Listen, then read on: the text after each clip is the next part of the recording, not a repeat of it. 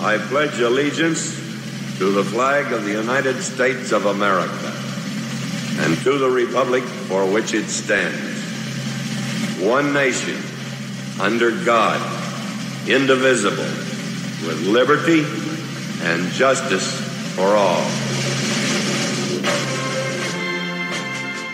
Welcome to the Vietnam Veterans News Podcast. News of interest about Vietnam veterans from a Vietnam veteran. Now, here's your host, Mac Payne.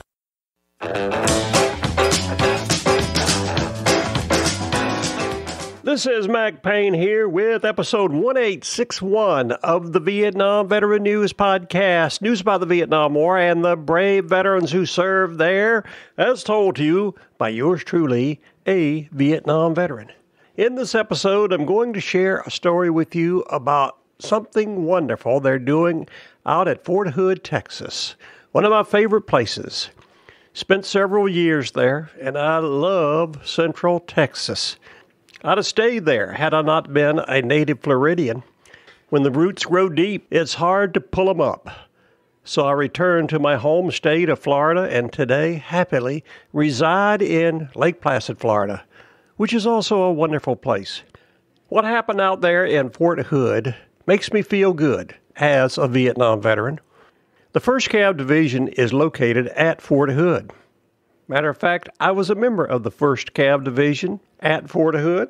It was some memorable times I could easily forget. But they're doing something wonderful out there. Specifically, B Company, 2nd of the 7th Cav of the 1st Cav Division, is setting up a display to honor 3 of the former members of that company for the things they did in Vietnam. One of them happens to be a general, Barry R. McCaffrey. He's one of the 3 who will be honored. General McCaffrey was, at one time, a platoon leader and commander of B Troop, 2nd of the 7th Cav.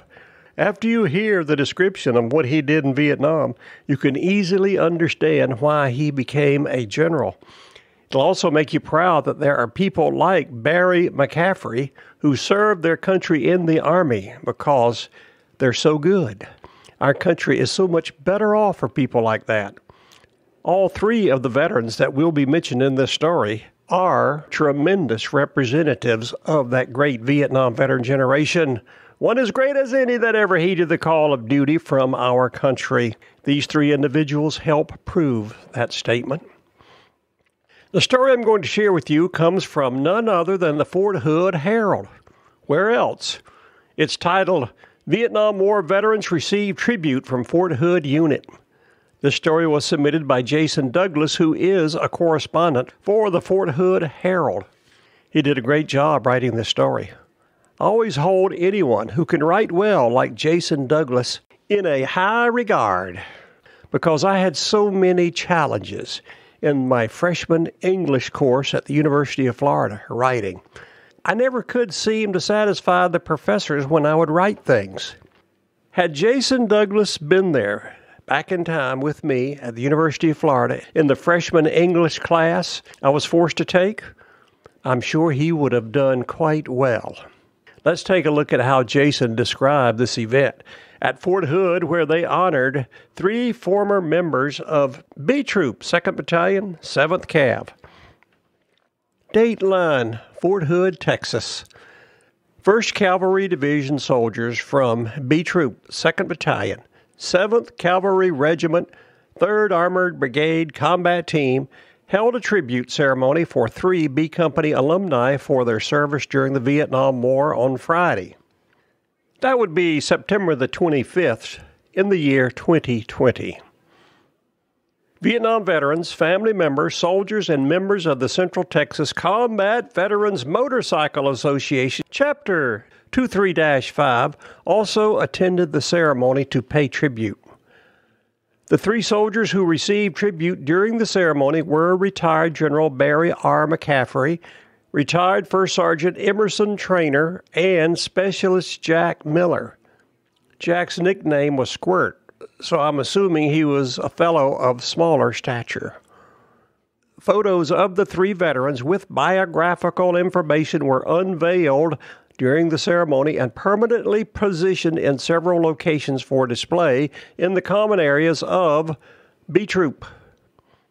Jason keeps referring to B Troop as Company B.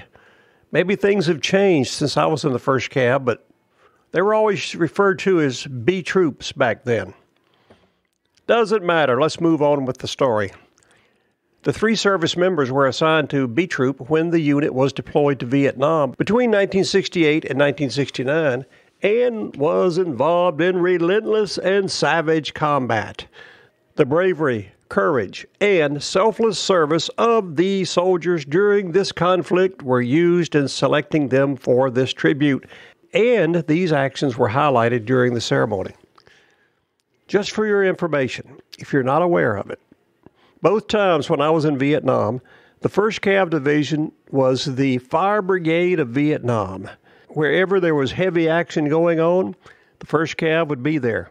One day they could be up near the DMZ. The next day they'd be down on the Cambodian border. The next day they'd be up in the Central Highlands fighting it out at Dak To or the Ai Drang Valley. So if you were in the 1st Cav Division, you more than likely saw lots of savage combat. Continuing. I am hereby switching over to the term Company B from hereafter in the reading of this report. Current Company B Commander Captain Jonathan M. Cohen paid tribute to McCaffrey, who served as a Company B commander during the war. Captain McCaffrey took command of a company in Vietnam in dire straits, Cohen said. Cohen explained that the company had been ordered to a new area of operations to blunt a new Vietnamese offensive and was confronted by a determined enemy force, during which troopers from the company's 2nd Platoon were engaged by this force in what was supposed to be a routine patrol. The platoon was surrounded, and the company commander was killed in the ensuing battle. The platoon was informed by the battalion commander that no other rescue attempts could be attempted. That is when Captain Barry R. McCaffrey, as one of his troopers remarked, descended from the heavens on a helicopter, Cohen said. In a move that would continue to define his career, Captain McCaffrey moved toward the sound of the guns. Right there, that's a sign of an outstanding commander. Moving toward the sound of gunfire rather than running away from it. Upon landing, McCaffrey loaded his helicopter with the wounded and instructed the pilot to leave him. Then he coordinated artillery strikes to repulse the enemy attack and ultimately led the men of 2nd Platoon to safety, Cohen said. Now here's where it gets good. It said that McCaffrey made a demand to the battalion commander. I don't know if he demanded it. Maybe he suggested it. Cohen said this. The next day, he demanded the battalion commander authorize him to take command of the company, to which he agreed. I'm wondering who was this battalion commander? And further, who, in fact, was in charge of the battalion? Sounds like McCaffrey was running the show, which was probably good. Cohen said these acts of heroism continued to define McCaffrey's time in command of Company B, resulting in the awarding of a DSC, 2 Silver Stars, and 3 Purple Hearts. Obviously, McCaffrey was a hard charger. He sounds like another David Hackworth type character when it comes to fighting and killing the enemy. Another one of the 3 honored is Emerson Trainer. His son, Tim Trainer, highlighted his father's service with Company B during the Vietnam War and spoke of his father's military service and character as an individual. He spoke of the differences in how society perceived military service during the 1960s and 1970s, during the height of the Vietnam War, and public sentiment towards the war during that tumultuous period. Military service in the 60s and 70s was not received quite so warmly or embraced as it is today. That makes today's recognition of these B-27 veterans even more precious to us. Tim Traynor said his father was a high school dropout, but earned a Ph.D. in the U.S. Army's infantry after enlisting in 1949 and serving for the rest of his life. To my father, having been deployed many times over his career, joining B-27 in late November 1968 was just another mission, Tim Traynor said. Over the years, having gotten to know many of the B-27 soldiers, I know that my father was like their dad as well, and it was his mission to keep them alive and hopefully get them home safely. Company B's Trooper of the Year, Corporal Cain Sudduth, paid tribute to Miller. A junior enlisted soldier is the tip of the spear, always forced to confront danger while senior leaders make decisions that put troopers in harm's way, Sudduth said. It is the bravery, tenacity, and resilience of the junior soldiers that ultimately determine the outcome of the battle. That's very true. Sudduth said Miller was one of these men and described as a fearless and ferocious fighter by his peers, and garnered their respect by embodying the Army values and proving consistently to be a reliable teammate. Specialist Miller lived his life like the guns he manned, on cycle, Sudduth said. He served selfishly, never afraid to make point or to take the fight to the enemy. During a battle in the war, Miller assaulted and destroyed an enemy bunker, applying direct enemy fire on his squad's position. Miller knocked out the bunker but was severely wounded in the process.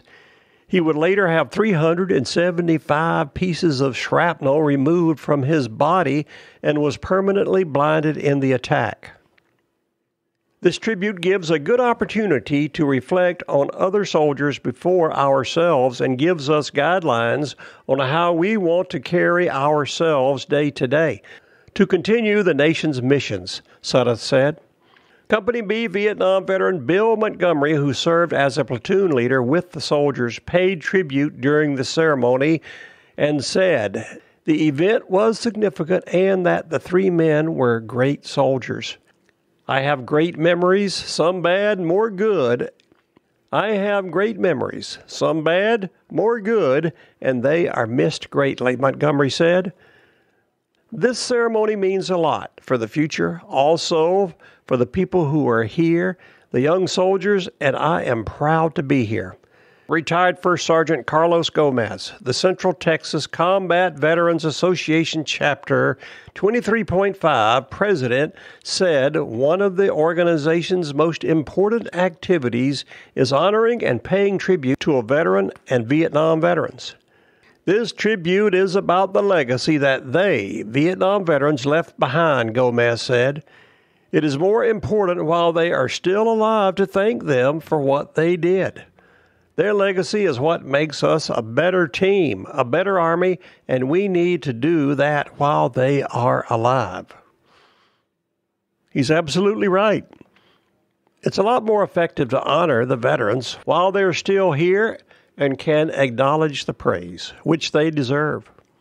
It is easy to see why these three Vietnam veterans were chosen to be honored by this unit there at Fort Hood. It's a great thing. And again, as a Vietnam veteran, I greatly appreciate it. I appreciate it so much. I am hereby issuing B Troop 2nd of the 7th Cav, 1st Cav Division, an official Vietnam Veteran News podcast salute for the great thing they did by organizing this ceremony to honor three of the former members of that unit who served in Vietnam. It's a great thing. I appreciate it greatly, and I wish you the best out there at Fort Hood. That's my opinion, and I'm sticking to it. This is Mac Payne here, closing out episode 1861 of the Vietnam Veteran News Podcast. Thank you so much for listening. You are cordially invited to return again soon and often to listen to more coming your way on this podcast, the Vietnam Veteran News.